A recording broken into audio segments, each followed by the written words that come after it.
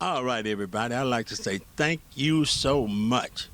Facebook family, man, y'all are remarkable, man, for the videos that we did on Facebook. It's showing me that my Facebook family, y'all enjoy looking at our black historical community that we have here in Houston. Untold history. And that's what it's all about. Exposing our young people to the history that we inherited and the history that we made coming up in the 50s and the 60s. And I just want to say thank you so much. And for the future of Bully Production, thank you, Facebook family. And where we're going with this is that it's a lot of other black communities that we haven't even reached yet, such as Scenic Wood out on the north side, such as City Gas. And most of all, it's another part of our black community that's called Liberty Garden. It's in between Cashmere Garden and Trinity Garden. We're going to go there too. And most of all, the historical area of First Ward. Some of us don't know what First Ward is. On the other side of downtown Houston, Houston Avenue. One of the busiest spots that blacks was all up and down is Crockett in First Ward. Then we got another part of our historical area, such as Sixth Ward. What can we say about Sixth Ward? The home of Harper Junior High School. Man, it's a lot of history that we got to go through and bring out to our black community, especially our young blacks. And Sixth Ward, what can you say? If you go through Sixth Ward, well, you cannot leave Sixth Ward without going through the heights that we haven't touched. Blacks were living on the other side of the heights. Blacks had moved out there to the famous spot of Studewood, where blacks was moving so much that they had to move Booker T. Washington out of Fourth Ward and move it out there to Studewood so they can have a high school out there in Studewood. This is history, y'all. And we need to put it out there for our young black people so we can so they can understand. So much history out there. And when you're going out to Studewood, you cannot leave out of Studewood without going to Acres Home. All of this is history, baby. This is our black history here in Houston. And it's showing me, Facebook family, you want to know about our black history. And God have put me in a position. It's only through his grace that I know about all these sections of black community in the city of Houston, because I've been blessed to work in each and every one of those communities. Either selling bread, sausage, potato chips, soda water, you name it. I have been in those areas. And to tell you, there's so much history out there in all of those black communities, such as we did out there in Trinity Garden and Cashmere Garden, such as we did out there in Sunnyside.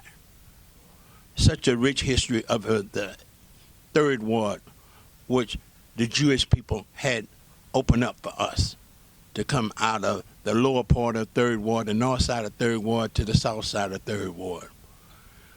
You know, y'all showed me how much history that y'all enjoy this. And I got to say, over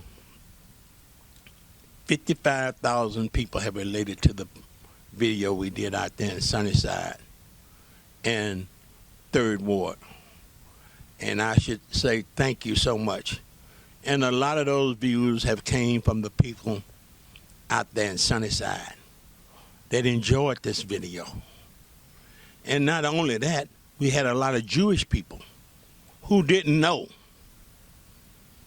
that they inherited, or they the one who opened up Third Ward to us blacks in Third Ward that was raised up in that area.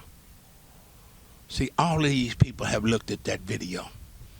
And I go to show you this, is I take a look in the realistic about your people who you've been around, which is your family. Those are the ones that don't support you. It's sad, but it's true.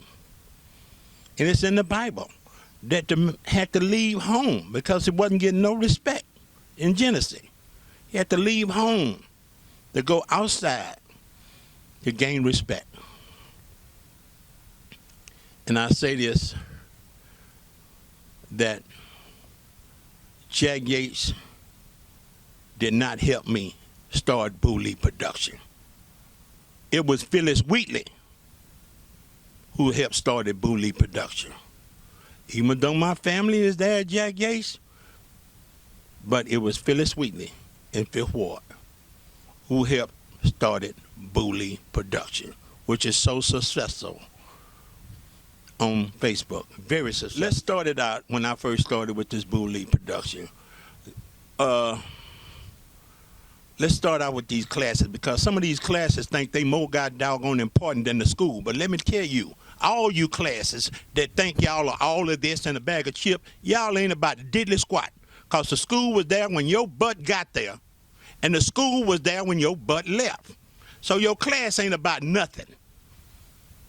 We the best class. You ain't no such thing as best class. Every class that came out of Jack Yates since 1927 is the best class.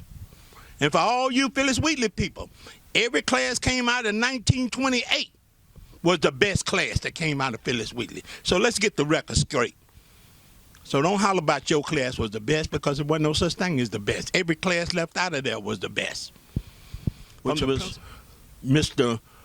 E.O. Smith to the class that finished all the way from 1940 all the way up until 1958 with Dr. John E. Caldwell. From all the Phyllis Wheatley classes that finished out of 1958 on up until integration, Mr. William Moore. Great principal there. So your class ain't about nothing, Phyllis Wheatley, because Phyllis Wheatley is there. Every class came out of Phyllis Wheatley was great.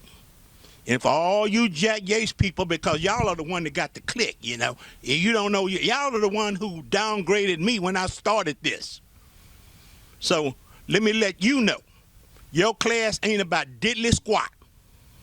For all you people that's finished over there at 2610 Elgin, it ain't about William Holland. It's about Mr. James D. Ryan. Wouldn't be for Mr. James D. Ryan, for all you people that finished Jack Yates in the 50s, Mr. Holland ain't about a goddamn thing, because it wouldn't be for Mr. Ryan, it wouldn't even be a Mr. Holland. So let's get the record straight. Your class ain't the best class that's finished at 2610 Elgin. Every class that finished at 26 Elgin from 1928 to 1958 was the best class that finished out of Jack Yates 2610 Elgin. And for all you people that finished from Jack Yates 3703 Sampson, well, Dr. John E. Caldwell opened up that school. Up until Mr. Alexander, up until 1958, until 1959, all you people who graduated from 1959 on back to 1964, your class wasn't the best class to finish out of Jack Yates with Dr. Caldwell. Every class finished out of Jack Yates was the best. And for all you people that finished from Jack Yates class in 1965 all the way on up until integration in 1970, James Alexander is the man, the principal. And the school, 3703 Sampson, all of y'all classes wasn't about the diddly squat. Jack Yates is the one that got you that. So don't brag on your class, because your class ain't about diddly squat.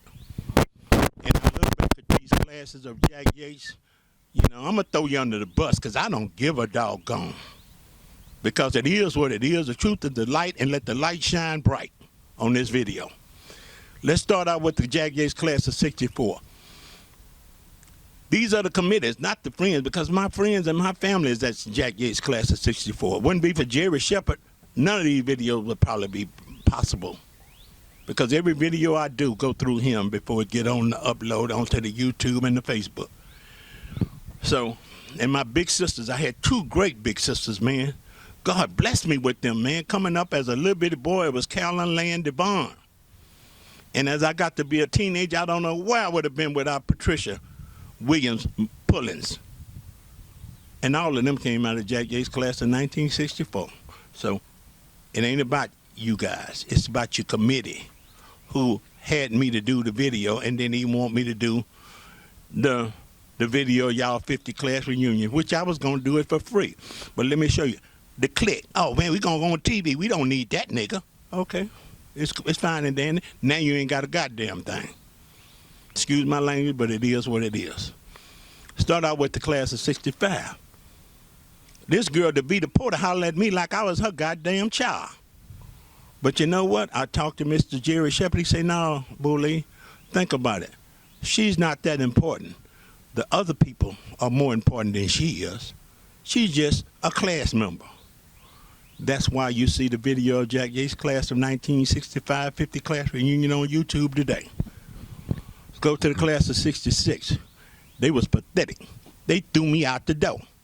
They didn't even want me to bring my camera in. In fact, they didn't even want me to come in there, period. And what can I say about them? That was my original class. What can I say about John Tankersley, Walter Richards, Sam Putney, Russell Richardson, Cecil Adam? Man, these people, I was raised up in elementary school from Blackshear to Turner with these guys and went over to Miller with these guys. I ain't got nothing but love for them, but it's they bullshit committee. Excuse my language, but, you know, sometimes we have to go a little ghetto and go third ward on people for them to really make you feel what you feeling. But it was their committee that threw me out. But it's all good and dandy. And then I look back at my class in 67, we had a private class reunion. Then we didn't even have a 50 class reunion. It was private. They went on a ship cruise or some kind of stuff they went on, but everybody wasn't invited. But it's all good. Let's go to 68. Man, the 68 people, I've been doing stuff for them since day one before I even started doing YouTube and social media. It wouldn't be for Tanya Locke. You wouldn't see none of these pictures you see on Facebook today. Because it was her and Rufus Browning went in their own personal bank account to pay me. They didn't pay me what I wanted, but they did give me something to put into the Bully production that you're looking at today. But the committee of Jack Yates' class of 68, they didn't even want me to do nothing for them. But God is good.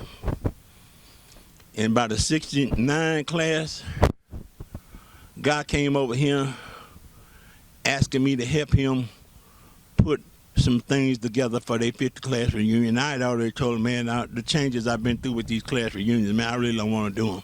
But he begged me, Bully, we're going to need you. He does do this, do that. So I did some work that he couldn't do.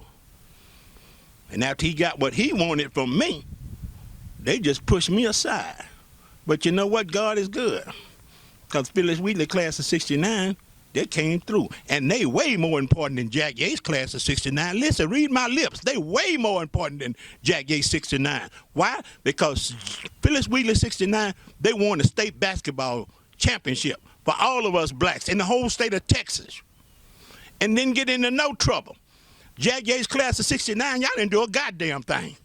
Not for the city of Houston, but you claim y'all the best class. Come on, so let's get away from that best class, because you ain't all in the bag of chips. And Phyllis Wheatley opened up the door. So I say this to say this. The Bible said that the man will not get respected at his own home. That's in Genesis.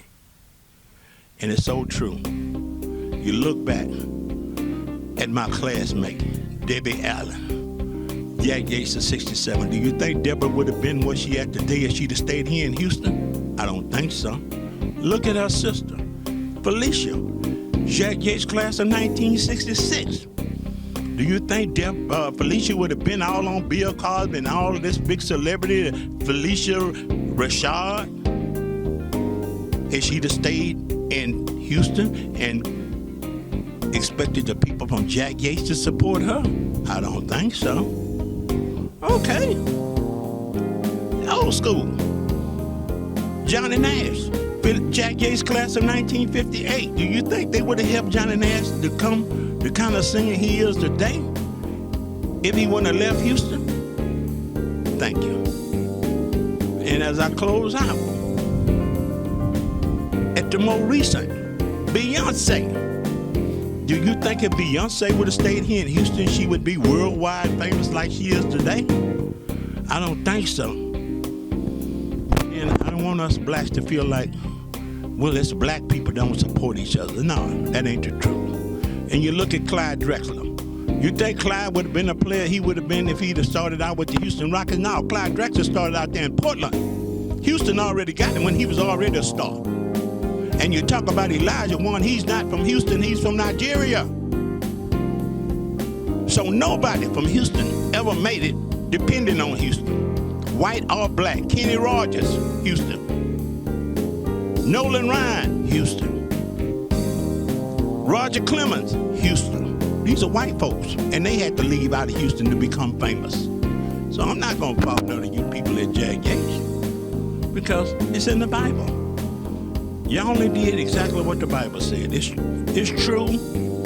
It's a hard pill to swallow, but it's something that we have to digest, just like this coronavirus that we're going through today.